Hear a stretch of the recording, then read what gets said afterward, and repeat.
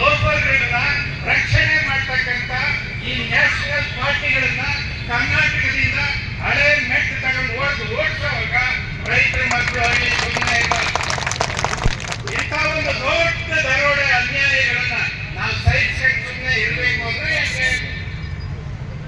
ಹೆಂಗಿರ್ಬೇಕು? ಅದಕ್ಕೆ ಬಂದ್ರೆ ನಾನೇನು ಆವೇಶ ಪಟ್ಟು ಏನು ಮಾತಾಡ್ತಾ ಇಲ್ಲ. ಆದ್ರೆ ಇಂಥದನ್ನ ನೀವು ಕ್ಷಮಿಸಬಾರ್ದು, ನಾನು ಕ್ಷಮಿಸಬಾರ್ದು. ಈ ಕಾಂಗ್ರೆಸ್ನವರು ಅವ್ರ ಮುಸುರೆ ತಿನ್ಕೊಂಡು ಅವ್ರ ಗುಲಾಮಗಿರಿ ಮಾಡಲಿ, ಆ ಬಿಜೆಪಿಯವರು ಅವ್ರ ಮುಸುರೆ ಕೊಡಲು ಅವ್ರ ಗುಲಾಮಗಿರಿ ಮಾಡಲಿ. ನಾವ್ಯಾಕೆ ಮಾಡಬೇಕು? ನಾವ್ಯಾಕೆ ಮಾಡಬೇಕು? ನಾವ್ಯಾಕೆ ಸುಮ್ಮನೆ ಇರಬೇಕು? ನಾವ್ಯಾಕೆ ಕ್ಷಮಿಸ್ಬೇಕು? ಇದ್ರ ಮೇಲೆ ಸರಿಯಾದ ತೀರ್ಮಾನ ಮಾಡಬೇಕು. ಆ ಬುಲ್ಡೋಟ ಅಣ್ಣ ತಮ್ಮನ ಮೇಲೆ FIR ಏನಾಗಿದೆ ಅವನ್ ತಂದು ಕರ್ನಾಟಕದ ಜೈಲಿಗೆ ಹಾಕ್ಬೇಕು. ಬಳ್ಳಾರಿಗೆ ಅವನು ವಿಶ್ವಕ್ಕೆ ಶ್ರೀಮಂತರ ಪಟ್ಟಿನಲ್ಲಿರ್ಬೋದು, ಅದಾನಿ ಅವನ್ ತಂದು ಕರ್ನಾಟಕದ ಜೈಲಿಗೆ ಹಾಕ್ಬೇಕು.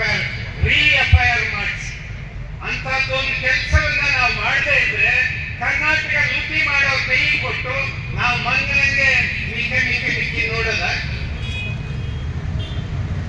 ಇದ್ರ ಬಗ್ಗೆ ನಾವು ಮುಂದಿನ 2028ಕ್ಕೆ ಇವ್ರಿಗೆಲ್ಲರಿಗೂ ಟಿಕೆಟ್ ಕೊಟ್ಟು ನೀವೆಲ್ಲ ರಾಜಕೀಯ ನಿವೃತ್ತಿ ತಗೊಳ್ಳಿ. ಅಸ್ಸಾಮಿಗಳೇ, ನಿಮ್ಗೆ ಯಾವತ್ತೂ ಕೂಡ ನ್ಯಾಯ, ನೀತಿ, ಧರ್ಮ ಪಾಲನೆ ಮಾಡುವ ಯೋಗ್ಯತೆ ನಿಮ್ಮಲ್ಲಿಲ್ಲ. ನೀವೆಲ್ಲ ರಿಟೈರ್ಮೆಂಟ್ ತಗೊಳ್ಳಿ. ಇಲ್ಲಿರ್ತಕ್ಕಂಥ ರೈತರು ಹೆಣ್ಮಕ್ಳು ವಿಧಾನಸೌಧಕ್ಕೆ ಬರ್ತೀವಿ ನಾವು ಅಂತ ಏನ್ ನಾವು ಹೇಳ್ಬೋದಾ? ಬೇಡ. ಅಥವಾ ಮನೆಗೆ ಹೋಗಿ ಮೈಸೂರು ಶ್ರೀನಗರ್ 2 ಮುದ್ದೆ ಉಂಟ್ಕೊಂಡು ಮನಿಕೊಂಡ್ಬಿಡೋಣ.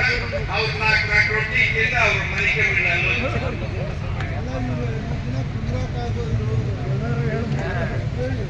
ಏನಪ್ಪ, ಎಲ್ಲರೂ ಕೂಡ ವಿಧಾನಸಭೆ ಅಧಿವೇಶನ 30ಕ್ಕೋ 31 ನಡೆಯುತ್ತೆ. ಪೂರಾ